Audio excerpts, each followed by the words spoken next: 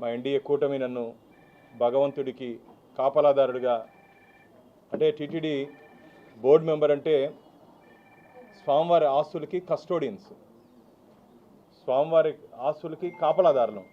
అక్కడ ఏం జరిగినా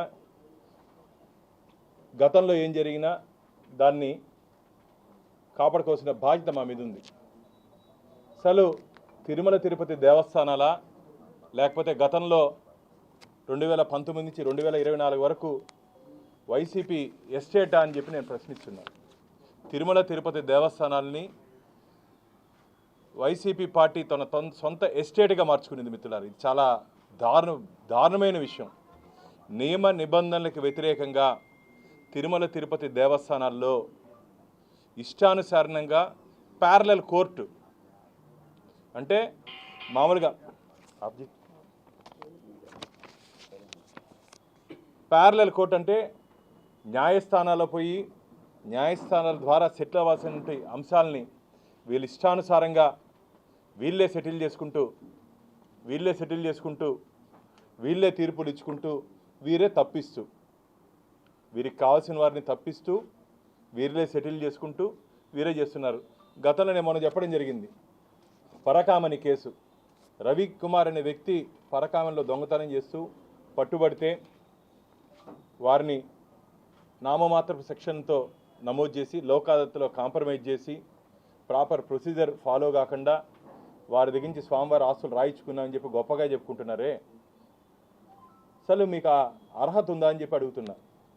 టీటీడీకి గతంలో ఉన్నటువంటి అధికారులు ఏ విధంగా ఏ ప్రక్రియను అనుసరించి చేశారో నేను వారిని అడుగుతున్నా. దానికి సంబంధించిన లింక్ డాక్యుమెంట్ ఇది. పరకామణి 1 అప్పుడు అయిపోయింది, పరకామణి 2 ఈరోజు మొదలైంది. అసలు నేనైతే నివ్వెరపోతున్నాను. తిరుమలకు వచ్చినటువంటి భక్తులు తాము పోగొట్టుకున్నటువంటి విలువైన వస్తువులు, బంగారు కానీ, డబ్బు కానీ, ఆభరణాలు కానీ, ఫోన్లు కానీ పోగొట్టుకుంటే అవన్నీ విజిలెన్స్ వారు గుర్తించి భక్తులకు అందజేస్తారు. భక్తులు కానీ దాన్ని రాకపోతే ఒక 2-3 నెలల సమయం చూసి స్వామివారి హుండీలో సమర్పించేస్తారు. అది జరిగే ప్రక్రియ. కానీ తిరుమలలో 2023లో మిత్రులారు, ఇది విజిలెన్స్ రిపోర్టు, టీటీడీ ఇచ్చినట్టు విజిలెన్స్ రిపోర్ట్. ఇదేదో భానుప్రకాషో మిగతా ఇచ్చినటువంటి విజిలెన్స్ కాదు. టీటీడీ విజిలెన్స్, తిరుమల తిరుపతి దేవస్థానాల విజిలెన్స్ రిపోర్ట్. అఖిలాండ కోటి బ్రహ్మాండ నాయకుడు, కలియుగ ప్రత్యక్ష దైవం వెంకటేశ్వర స్వామి ఖజానాకే రక్షణ లేకుండా పోయింది మిత్రులారా. ఆయన ఖజానాకే రక్షణ లేదు గత ప్రభుత్వంలో. To chief vigilance and security officer Tirumala Tirupati Devasthanams dated 13/6/2023, 13/6/2023. అప్పుడు ఎవరున్నారు? అప్పుడు అధికారులు ఎవరున్నారు? అప్పుడు టీటీడీ ధర్మనిరపేక్ష మండలి అధ్యక్షులు ఎవరున్నారు? ఈఓగా ఎవరున్నారు? ప్రభుత్వం ఎవరుంది? The vigilance wing Tirumala a report against command control staff regarding their mis operation and illegal activities మిత్రులారా.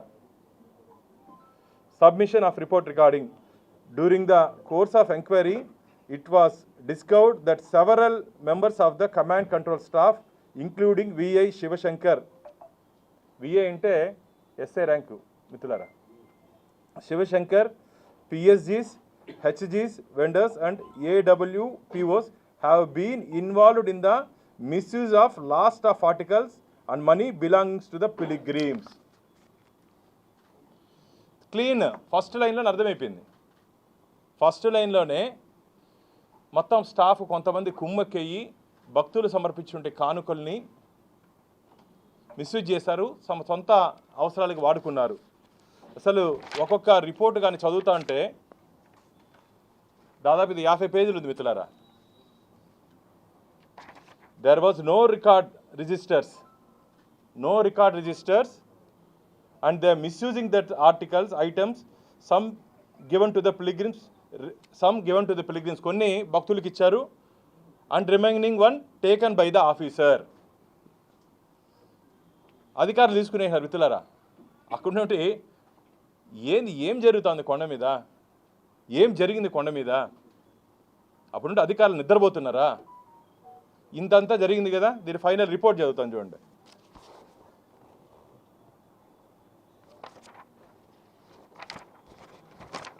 ది ఫైనల్ కంక్లూజను ఇంకోటి అనెక్స్లో నెంబర్ 9లో stolen items that is cash was used for office stationery అంట. ఏందయ్యా ఇది? దొంగలిచ్చిన డబ్బుని నువ్వు రికవరీ చేసి నీ ఆఫీస్ స్టేషనరీకి వాడుకుంటావా? ఏం కర్మయ్యా ఇది? టీటీడీ లాంటి పవిత్ర పుణ్యక్షేత్రంలో దొంగల డబ్బుతో స్టేషనరీ కొనుక్కుంటు నువ్వు సరే దొంగ దాని దారిపోయిన డబ్బుని ఆఫీసర్లు తీసుకొని స్టేషనరీకి వాడుకుంటారా? ఇదేడ న్యాయమయ్యా? అందుకని అడుగుతున్నా, అసలు ఏం జరిగింది కొండ మీద? 5 ఏళ్ళలో పూర్తిగా తిరుమల తిరుపతి దేవస్థానాలని ఎంతవరకు దోచుకోవాలో అంతవరకు దోచుకున్నారు మిత్రులారా. చాలా బాధతో మాట్లాడుతున్నా నేను. యాక్చువల్గా ఇది ఒక ధర్మకర్తల మండలి సభ్యుడిగా బయట కొన్ని విషయాలు చెప్పకూడదు, కానీ భక్తులకు తెలియాలి. గత ప్రభుత్వ ఆగడాలు, గత ప్రభుత్వం నిర్వహించినటువంటి నిర్వాకం భక్తులకు తెలియాలి. అప్పుడున్నట్టు అధికారులు ఏం చేశారు? ఎందుకు మౌనంగా ఉన్నారు? ఎవరిని కాపాడడానికి?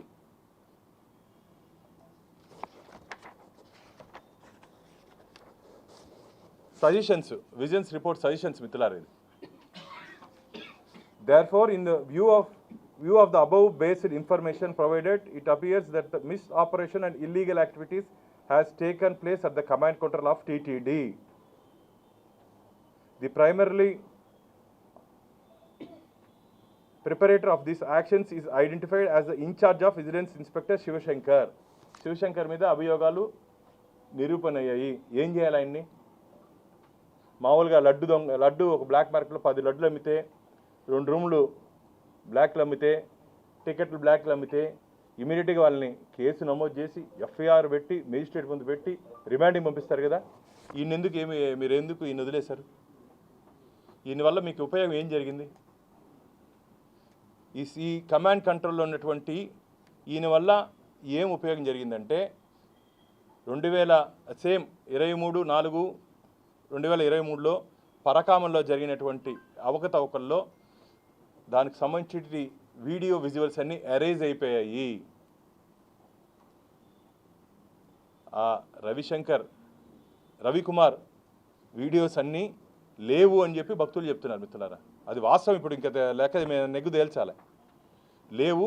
దాన్ని ఈ అధికారిని అడ్డం పెట్టుకొని అప్పుడున్నట్టు వారు పూర్తిగా ఆధారాలు లేకుండా, వారు చేసినటువంటి తప్పుని ఆధారాలు లేకుండా పూర్తిగా నాశనం చేశారు. కాబట్టి దీని మీద ఎటువంటి చర్యలు తీసుకోకుండా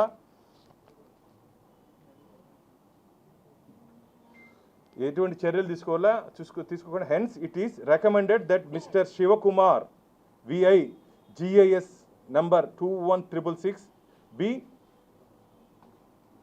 రెపిట్రేటెడ్ immediately to the parent unit. అంటే వారి సొంత డిపార్ట్మెంట్కి పంపించేయాలంట. ఏమయ్యా, ఇంత అవినీతి చేస్తే, ఇంత అక్రమాలు చేస్తే ఎఫ్ఐఆర్ ఎందుకు నమోదు చేయలేదు? కాబట్టి భారతీయ జనతా పార్టీ మేము డిమాండ్ చేస్తున్నాం. గతంలో నాకు ఆ రోజుకి బోర్డు మీటింగ్ రోజుకి ఇన్ఫర్మేషన్ లేదు నా దగ్గర, లేకపోతే ఆ రోజు దీని మీద కూడా లెటర్ ఇచ్చేస్తుంటా. గతంలో పరకామంలో జరిగినటువంటి ఇష్యూస్ మీద నేను టీటీడీ చైర్మన్కి, టీటీడీ ఈఓ గారికి దాని మీద ఒక ఎంక్వైరీ కమిషన్ వేయాలని చెప్పడం జరిగింది. మొన్న రాష్ట్ర డీజీపీ గారిని కలిసి దీంట్లో పూర్తి స్థాయిలో విచారణ చేయాలని చెప్పి వారిని కోరడం జరిగింది. అలాగే డీజీ ఇంటెలిజెన్స్ వారిని కలిసి చెప్పడం జరిగింది. మా ఈఓ గారు దీని మీద ఇప్పటికే స్టేట్ విజిలెన్స్ అండ్ ఎన్ఫోర్స్మెంట్ విచారణ చేసింది. కాబట్టి ఆ విచారణ రిపోర్ట్ వచ్చిన తర్వాత ఒక విచారణ జరిగినప్పుడు ప్యారలల్గా ఇంకో విచారణ జరగకూడదని చెప్పి మా ఈఓ గారు చెప్పారు. కానీ విచారణ ఇప్పుడు జరగాల్సిన అవసరం ఉంది, విచారణ తీసుకోవాల్సిన అవసరం ఉంది. దీంట్లో విచారణ జరగాలి. ఇది ఎందుకంటే ఈరోజు మేము డిమాండ్ చేస్తున్నాం భారతీయ జనతా పార్టీ దీని మీద లోతుగా విచారణ చేయాల్సిన అవసరం ఉంది. ఇప్పటికే మా కేంద్ర మంత్రివర్యులు, హోంశాఖ సహాయ మంత్రులు బండి సంజయ్ గారు పరకామని సంబంధించిన విషయంలో లోతుగా విచారణ చేయాలని చెప్పి వారు స్టేట్మెంట్ ఇవ్వడం జరిగింది. మా రాష్ట్ర అధ్యక్షురాలు పురంధేశ్వరి గారు కూడా దీని మీద విచారణ చేయాలని చెప్పి వారు కూడా కోరడం జరిగింది. నివ్వెరపోతున్నాం. ఏం జరిగింది టీటీడీలో? ఎందుకు దొంగని తప్పిస్తున్నారు? పోలీస్ అధికారి దొంగలను పట్టుకోవాల్సింది పోయి భక్తులు ఇచ్చినటువంటి డబ్బుని వీళ్ళు దొంగలు ఇచ్చేసి వీళ్ళు ఈరోజు హ్యాపీగా ఉద్యోగాలు చేసుకుంటుంటే ఏం జరిగింది టీటీడీలో? ఇలాంటి అక్రమాలు ఇంకా 2-3 ఉన్నాయి. ఇప్పుడు నా దగ్గరికి ఒక్కొక్కటి ఇప్పుడు ధైర్యంగా అప్పుడు 5 సంవత్సరాలు ధార్మిక క్షేత్రంలో అన్ని దాపరికాలే. నేను చాలా సందర్భాల్లో చెప్పడం జరిగింది, ధార్మిక క్షేత్రంలో అన్ని దాపరికాలే. ధార్మిక క్షేత్రాన్ని దోపిడీ చేసుకున్నారు కొందరు, దోపిడీ చేసుకున్నారు మిత్రులారా. ఎందుకు వారి మీద చర్యలు తీసుకోలేదు? ఎందుకు వారిని ఇలా తూతూ మంత్రంగా వదిలేశారు? ఆ రవికుమార్ విషయంలో అయినా కానీ ఈ విషయంలో అయినా సరే దానికి దీనికి కనెక్షన్ ఉందని చెప్పి నేను భావిస్తున్నా. ఆ రికార్డులు ఏమైనాయి? రవికుమార్కి సంబంధించి ఇప్పుడు ఏదైనా ఒక వ్యక్తి దొరికితే వారిని విచారణ చేస్తే దాని సీసీటీవీ ఫుటేజెస్ విచారణ సందర్భంలో ఆయన తప్పు చేశారు కాబట్టి దాన్ని భద్రపరచాల్సిన బాధ్యత ఎవరి మీదనే ఉంటుంది. ఇంకో ముఖ్యమైన విషయం, ఆ రోజు ఈ ఎఫ్ఐఆర్లో నమోదు చేసినటువంటి ఎఫ్ఐఆర్లో ఈయన కూడా ఉన్నాడు, ఈ అధికారి కూడా ఉన్నాడు. మనం ఇప్పుడు ఎవరి గురించి మాట్లాడుకుంటున్నామో శివశంకర్ ఎస్ఐ విఐ.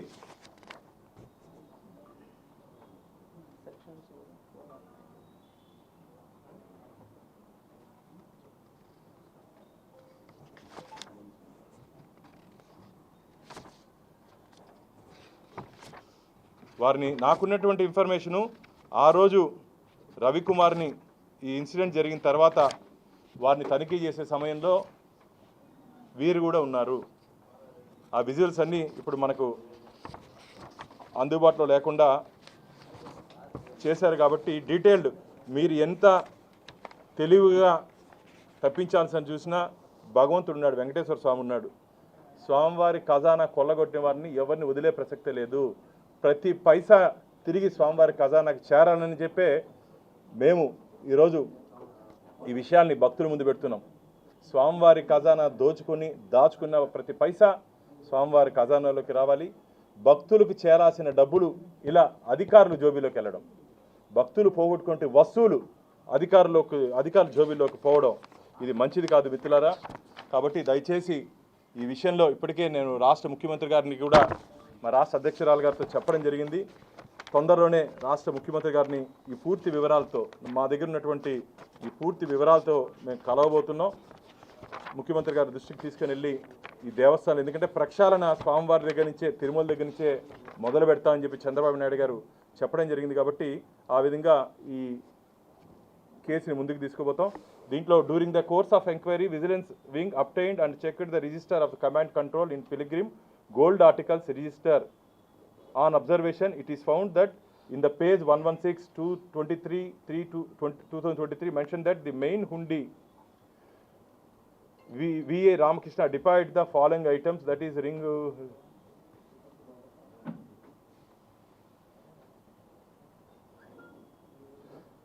దీంట్లో లాస్ట్లో రిజిస్టర్లో ఏమో చూపించాడు, మళ్ళీ మీకు ఇస్తాయి రికార్డ్ అంతా. While departing the gold articles recorded the same in CCTV. While observing the CCTV footages, some of the gold articles were not deposited at the main hundi. అర్థమైంది కదా మిత్రులారా? బంగారుని వేస్తానని చెప్పి హుండీలో సమర్పించినానని చెప్పి దాన్ని హుండీ లేదు. ఎక్కడ పోయింది అది? ఆ బంగారు ఎక్కడ పోయిందని అడుగుతున్నా. ఆ బంగారుని ఎవరు తీసుకున్నారు? నాకు తెలిసినట్టు ఇన్ఫర్మేషన్ దాదాపు 5 కోట్ల రూపాయలు మొత్తం దీంట్లో ఈ స్కామ్లో. నాకు ఉన్నటువంటి ఇన్ఫర్మేషన్ 5 కోట్ల రూపాయలు, దాని పైచిలుకే ఉంటుంది. కానీ వీళ్ళు కేవలం కేసును నీరుగార్చేదానికి దాని వేలల్లో పెట్టారు. ఈ 10 రూపాయలు దొంగలిచ్చినా, 1 రూపాయి దొంగలిచ్చినా దొంగే, 1 రూపాయి దొంగలిచ్చినా దొంగే.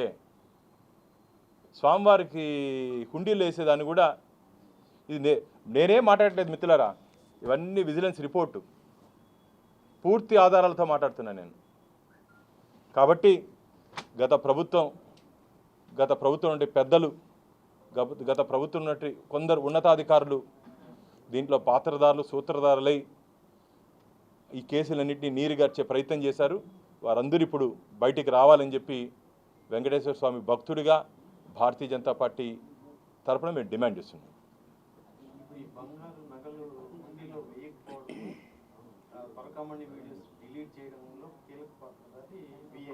Yes, yes. ఆయన ఎందుకు కేసులు ఎక్కడ తప్పించారని అడుగుతున్నా. పేరెంట్ డిపార్ట్మెంట్కి ఎట్ట పంపిస్తారు? ఎందుకు పంపించారు? అంత ప్రేమ ఏమి?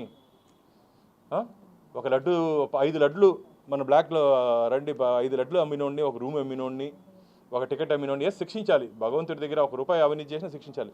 వాళ్ళని శిక్షించి వీళ్ళని ఎందుకు తప్పించారని అడుగుతున్నా. వాళ్ళ మీద చర్యలు తీసుకొని ఇలాంటి పెద్ద పెద్ద చేపల్ని ఇచ్చి తిమింగలాన్ని ఎందుకు తప్పించారు? చేపల్ని అరెస్ట్ చేయించి తిమింగలాన్ని ఎందుకు తప్పించారు?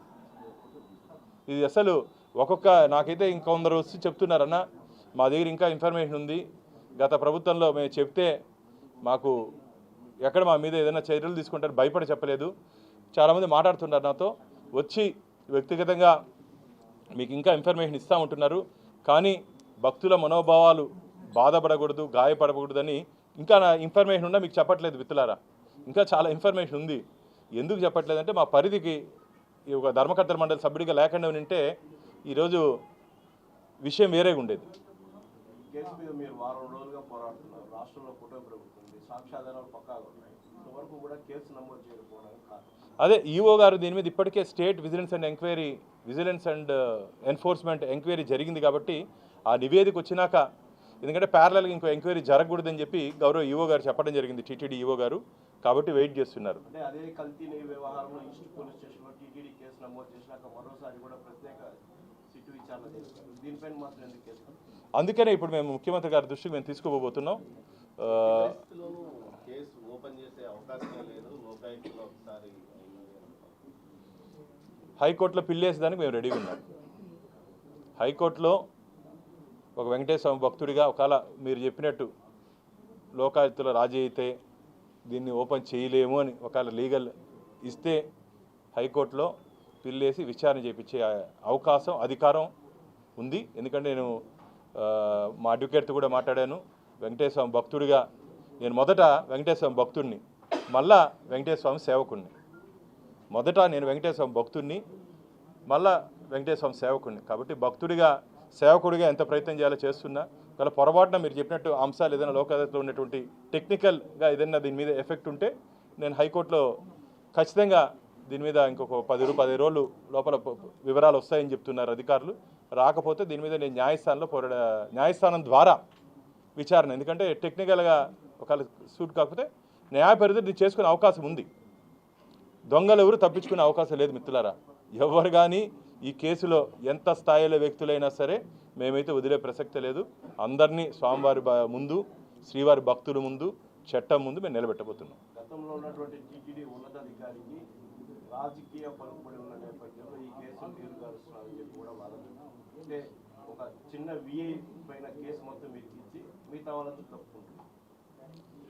అదే మొత్తం ఎవరిని ఇరికిచ్చారు, ఎవరిని తప్పించారు, ఎవరిని మెప్పించారు, ఎవరిని ఇరికించారు, ఎవరిని తప్పించారు, ఎవరిని మెప్పించారు అన్నీ వస్తాయి. ఎవరు భగవంతుడి దగ్గర వాళ్ళు అనుకోవచ్చు భగవంతుడు కళ్ళు మూసుకొని ఉన్నాను, ఏం కళ్ళు మూసుకోలేదు.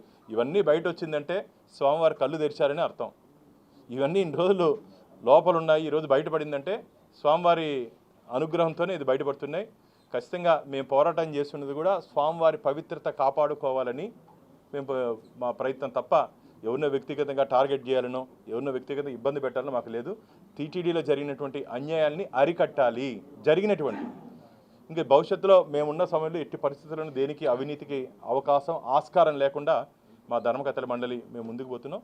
కాబట్టి దీని మీద రాబో రోజుల్లో మీరు చెప్పినట్టు ఒక 10 రోజుల వరకు చూస్తాం. లేకపోతే న్యాయస్థానం ద్వారా దీని మీద విచారణ 100% జరుగుతుంది. హిట్ టీవీ యాప్ ని డౌన్లోడ్ చేసుకోండి. ఇందులో short news, live news, entertainment movies అన్ని అవైలబుల్ గా ఉన్నాయి. Please download hit TV app. Hit TV app ని ఫ్రీగా డౌన్లోడ్ చేసుకోండి.